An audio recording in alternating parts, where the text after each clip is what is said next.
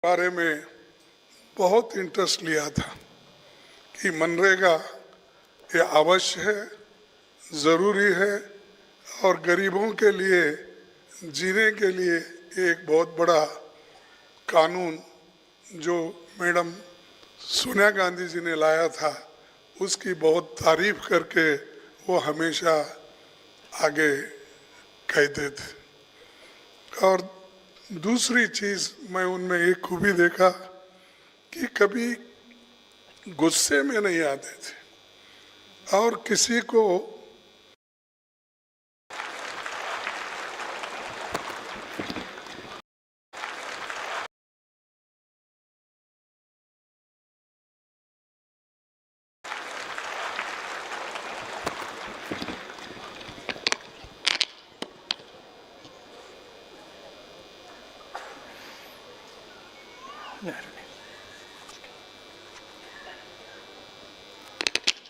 unstable.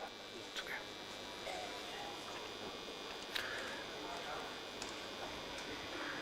Good evening.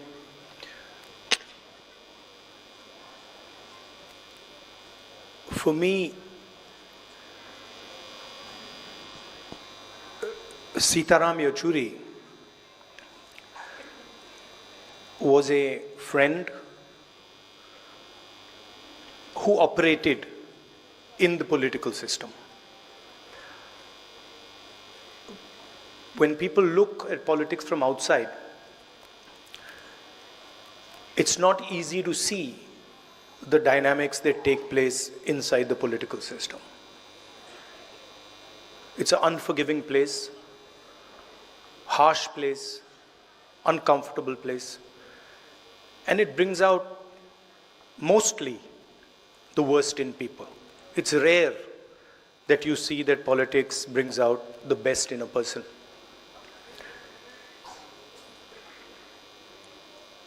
And I saw Mr. Yechury from the first day I started in my political journey. And I observed him quite carefully. And what I found was a person who was flexible, who listened, who, even though he was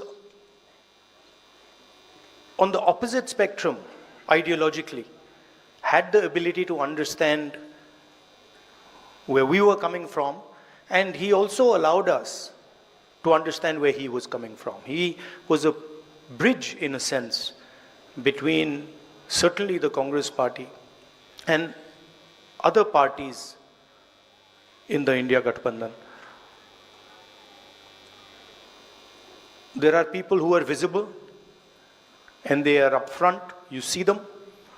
And then there is the glue that is not visible, that is hidden, but is actually what holds the structure together.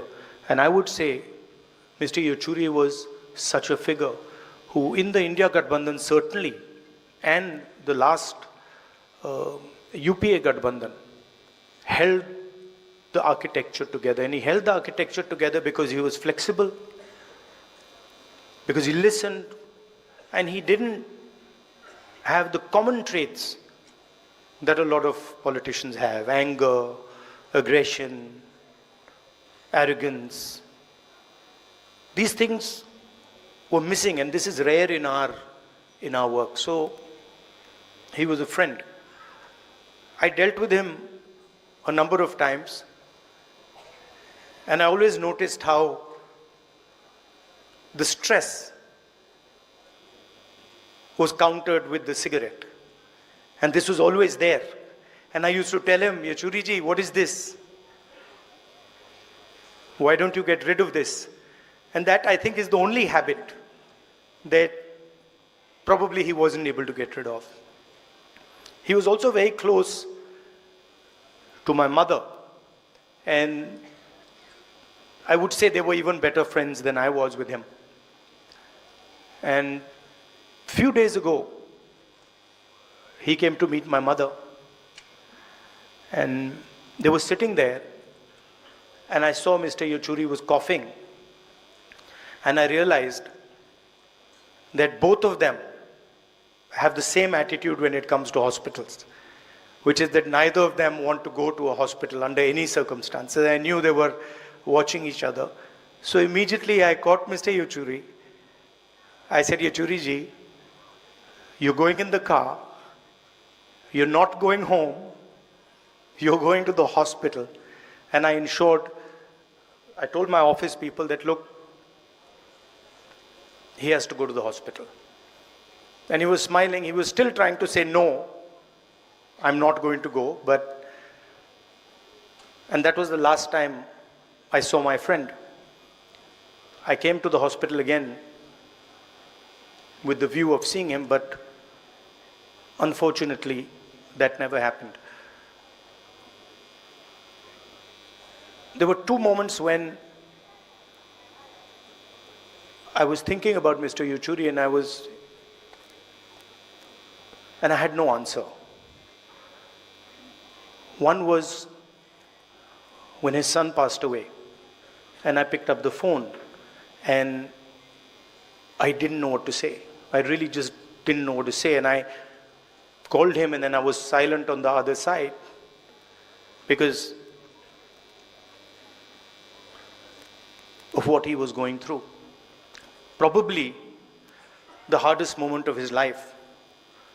But then I met him a few days later, and the same Mr. Yechury, tough, brave Mr. Yechury was back. And then the other time I didn't know what to say was when I was writing to his wife after he passed, and I was trying to, I had got a draft.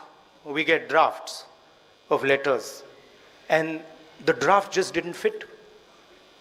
Normally the draft fits, and this draft just didn't fit. I had to cancel out everything.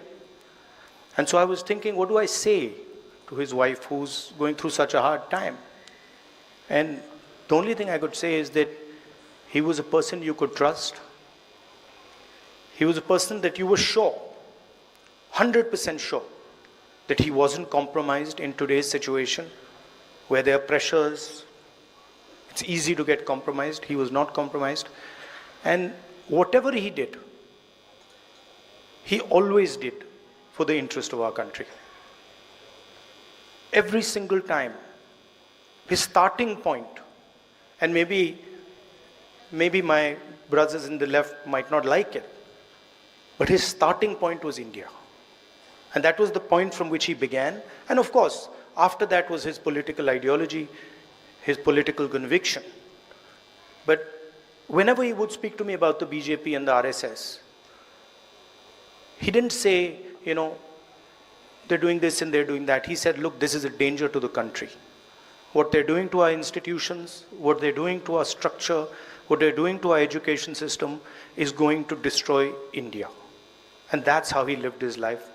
I'm very proud to have been a friend of his. Thank you.